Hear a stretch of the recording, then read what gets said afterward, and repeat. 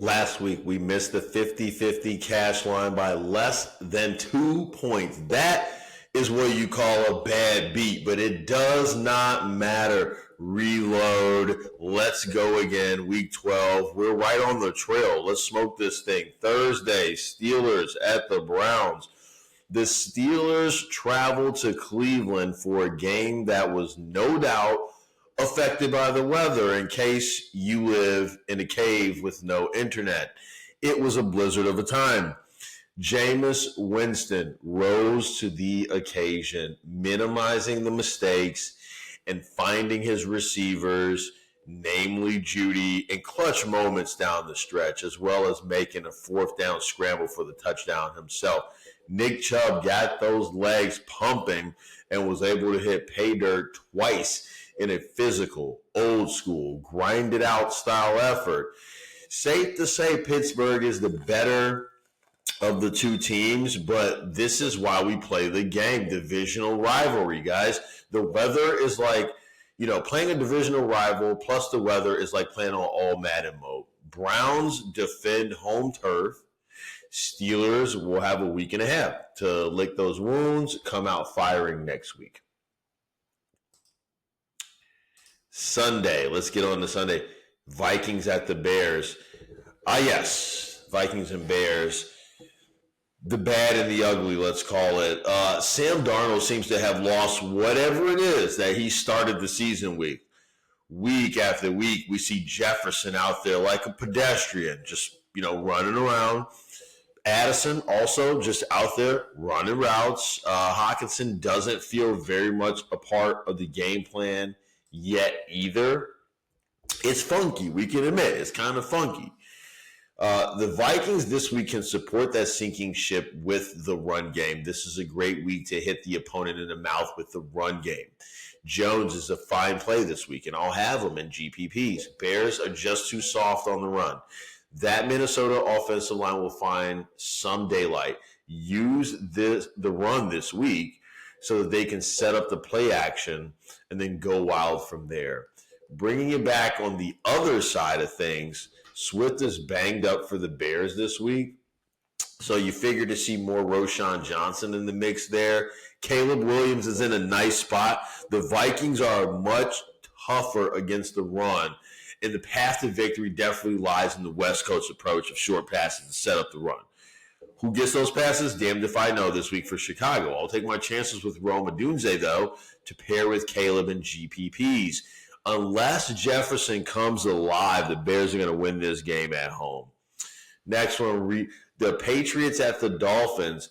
Every now and again, you see this flutter of what Miami was before, right? And I think this is one of those weeks. While the Patriots are hapless, I need to respect the fact that this is a rivalry game. I love Hunter Henry this week. He's a cash game tight end play on DK at $4,000 for me. He's May's best chance of getting the ball out quickly besides screens and dunks. Hunter Henry has been a part of the offense consistently, and we've seen him reach tournament-winning upside already this year before. On Miami's side of things, look, their defense is in a good spot, but also you have to love Achane this week. I will pay up this week at running back to get some exposure here. Also, in play for tournaments, we'll have to consider Tua and Tyreek Hill. Have to. The prices are too low, and they've been showing more cohesion as an offensive unit lately, have the Dolphins. Patriots will come with some fire in the belly, but I've got Miami here by about 2 scores.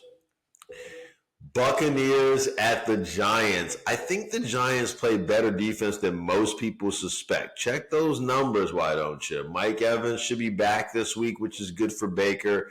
But really, the path of least resistance lies on the ground. If anything, it's the 2 running backs who are more viable this week. The problem with that play, though, would be that the Bucs defense is so bad that it's easy to see the Giants getting a lead and then forcing Tampa Bay to play from behind and move themselves away from the run down the stretch of the football game.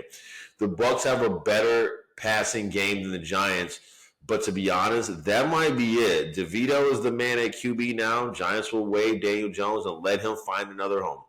I want DeVito in tournaments, but I could not say which wide receiver he'll gravitate towards. He's a naked play for GPPs this week, but Tracy at running back is a cash game play for me at $6,100. That's a nice price for a lead back with a decent O-line and an opponent who cannot stop the run to save their lives. Giant defense is where we'll bottom out this week for GPPs at $2,400. I'm going to take the Giants at home this week. Chiefs at the Panthers. No Pacheco, y'all, yet. So Hunt gets one more week, and the price is right for sure because everybody thought Pacheco. So $5,700. Kareem Hunt is a cash game lock for me this week. Chiefs should be looking to run clock. They should be ahead all day. It's a nice spot for their defense as well. $3,900 if you can afford it on DK. But I'll just say there are cheaper choices this week for defense. Kelsey's also in a nice spot. He is, for one, sub 6K on the website or DK. But it's like, how much will the Chiefs actually even need to do? He has to be a GPP pick this week for sure. Carolina has given Bryce Young some starts lately. And for him, they've been pretty fruitful. At $4,600, he's earned a GPP designation this week. And who do we pair him with? Thielen is finally back from injury and likely to bump Jalen Coker to the outside. The Panthers love Coker. They're going to get both these guys on the field at the same time. And to accommodate that, Coker can probably go outside better than Thielen can. That's if Coker plays. He's dealing with a quad issue. This team will be chasing all day. And Young has shown in the subsequent weeks that he can at least get garbage time production. Now, that is a must-have for DFS in this league. Staying away from the Panthers' run game, but I think Jonathan Brooks does get some reps this week. So if you're in seasonal and you've been holding them, you can look for that, but I'll probably stash him on the bench. Chiefs bounced back from last week's loss with the road victory in this one. Cowboys at Commanders. You know, I keep waiting for Cooper Rush to be less terrible. Sorry, there's no insight there. I'm just lamenting. It's a statement. I'm waiting for him to be less terrible. It would be a nice outing for the run game for Dallas, but I can't see the pass game supporting that effort. The Commanders going to do, because this is what I think, the Commanders going to do what everybody else has done. Stuff the box, make the bad QB beat you if he can. And I don't think he can. McLaurin should be serviceable for seasonal, but will probably miss that boat for DFS. Brian Robinson Jr. is a fine play, though. I'll probably stick to GPPs with him, but I'll say his serviceability this week is very high. I'll admit that. Commanders' defense is seasonal. Better, cheaper options for DFS. Washington wins the divisional tug of war at home, is what I should say. Titans at the Texans. So the Texans have begun to develop this run-first mentality. Stroud has shown that he's prone to making a mistake or turnover at least once a game. Mixon has been a steadying force for this Houston team, and this week is a perfect time for him to assert that dominance. Tennessee's defense is very one-dimensional in the sense that they play the pass very well. However, they have a problem getting from sideline to sideline on run coverage. This is a great week for the Texans to exploit that. Mixon is a go in all formats. I won't pay up for him in cash games, but if you want to do that, that's okay. He's a GPP lineup for me for sure, no doubt. Staying away from the Texans pass game in DFS, but in seasonal, I'll play all the Texans that I have and I'll feel fine about it. Houston at home. Titans won't roll over, though. Lions at the Colts this week. What do we know about the Lions? Well, we know that they can put up points on an unsuspecting opponent. To make matters worse for Indy, the Colts can't stop anybody on the ground or in the air. So St. Brown, Gibbs, and Demont are all in play this week. But for everyone to eat, Detroit would need one of its half-century type weeks in terms of points. So they have to be tournament plays because we can't bank on that. For seasonal, these guys are all fine. plus golf in Laporta. Indy's interesting because they'll be chasing, presumably. We've been interested in Jonathan Taylor lately, but we need to fade that this week in favor of an unlikely name, and that's Anthony Richardson. He's a GPP play this week. The volume that he would need to win this game puts him in the conversation instantaneously. And Josh Downs has to be a cash game play at $6,200. Richardson put up big numbers last week against a tougher defensive opponent, I should say, and won the game. I can even see this being a sneaky popular pick. Let's take the Lions on the road with the expectation that the Colts give us some offense for our troubles, as it were. Broncos at the Raiders. Denver bounced back last week against the Falcons at home, as we knew they would. We call that here. As sure as that happened, they're going to lose this week. This one figures to be a tough divisional struggle. The Raiders' defense is not as bad as you think. And I think giving the Broncos 4.5 this week is probably an oversight by Vegas for my money's worth. Denver will be able to find some daylight on the ground, less through the air. The backs are splitting time, so I kind of want to stay away from this. The Raiders don't offer much besides Brock Bowers for us to play. He's expensive this week, so he has to be a GPP play at $6,300 on DraftKings. Now, Minshew will keep this team in the mix with Denver. The Raiders' defense is $2,500 on DraftKings this week. That's a good price for us, guys. I got Vegas winning this one at home against a divisional foe. On the 49ers and the Packers. So, look, no Bosa or Purdy in this one, y'all. That really changes things as far as the game script goes. CMC has to carry the load if San Francisco is to win this game on the road. Guys, Brandon Allen ain't going to be a savior. Let's play CMC and GPPs and stay away from Allen because CMC is expensive and ownership should be low. This has to be his breakout week. Otherwise, for DFS, we probably would need to fade him for the rest of the season if he can't do it.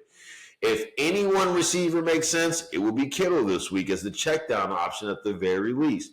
As far as the Packers go, Josh Jacobs should get some run. For seasonal, he's fine, but we probably don't need to get there for DFS. The pass game is going to be more viable with Bosa out of the mix, so I can't blame you for wanting to play Love. I will not, though. I think the big winner here is the Packers defense. Now, at $2,800, I recommend them for cash games this week. I'll take the Pack at home against the banged-up 49ers. Cardinals at the Seahawks in the afternoon here now.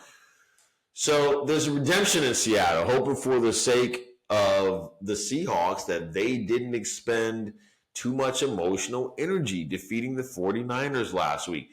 They get the Cardinals at home, and you have to like them. Walker for GPPs looks like a great play. He's in the mix this week for sure. But also Metcalf, Smith, and Jigba. DK has to be a cash game pick this week versus this Arizona defense. They can surrender yards on the ground and in the air, which is why we like these guys. Geno doesn't have enough upside versus others near his price point this week. So I could never play him over, say, Kyler Murray this week. Let's bring it back, though, in this game with Kyler Murray and James Conner. I really feel you could build cash game lineups around both this week. But with there being so many more options at running back this week, we can go with Kyler for cash and Conner for GPP this week. We want to pair Kyler with Harrison this week also. If you can't tell, I'm high on expectations for this game, and I expect a back-and-forth volley that the Cardinals will finally win. The Seahawks aren't going to go easily, and they'll be looking for a home win. But I just think this is one of those times where Big Brother, little brother beats Big Brother, and then falls flat next week. So birds roll. On to Sunday night. Eagles at Rams at SoFi. LA fans, I think this is going to be a tough hill to climb. Eagles have been effective on defense, so that does hamper what you can expect from the Rams offense. They have so many weapons that one of the receivers could still have a big day. Now, I would say Kupp if I had to choose. We nailed this last week. We faded Kupp and we played Puka. Stafford should be serviceable, but Kyron Williams probably gets phased out due to the trailing game script here. No skinny Batman this week for the Eagles. Devontae Smith is out. So A.J. Brown should see an uptick in targets and production, but Saquon has a chance to be the real difference maker in this one and set the tone. He's a fine play this week. I'll take the Eagles on the road this week. And finally, Monday night, Ravens go to visit the Chargers in Los Angeles. The NFL flexed this game. The Chargers had no primetime games this year, and they've been flexed into primetime twice now. The Ravens are going to need to establish the run this week. We saw the supercharged Bengals, no pun intended, keep trying to find it in the air to no avail last week against these Chargers. They lost that game. The Ravens should not follow suit and become pass happy. Play with some balance so that, this week we like King Henry and Zay Flowers. Mark Henry's might be the odd man out. Seasonal is a sweet spot for Jackson this week. There isn't going to be a ton of production yardage-wise against the Chargers unit this week. The Chargers will need to pass on offense. I don't see Dobbins or Edwards getting it going against the Ravens. McConkey and Quinn Johnson, these are the guys here this week. Also, we get brother versus brother in the Harbaugh Bowl. Let's take the more experienced one who beat his brother in the Super Bowl when that brother had a better team in the 49ers. I'll take the Ravens on the road to bounce back from the Steelers' loss last week in this one. That's it, y'all. Good luck this weekend, everyone. Let's meet back here next week and learn, scout, win, repeat.